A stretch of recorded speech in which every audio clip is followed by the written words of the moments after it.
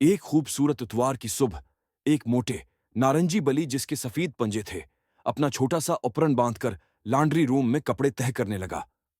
तह करो, फिल्फी बिनाओ। कमाल, उसने मुस्कुराकर कहा।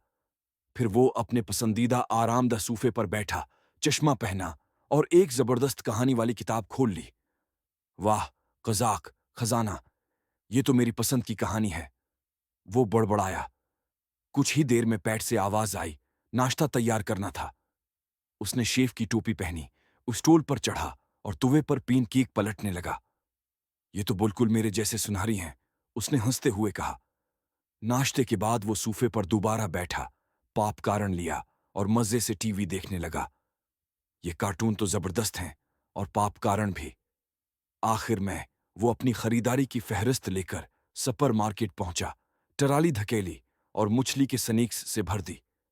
दूध, टूना सनीक्स और मेरे पसंदीदा फिश बस्केट, उसने खुश होकर कहा।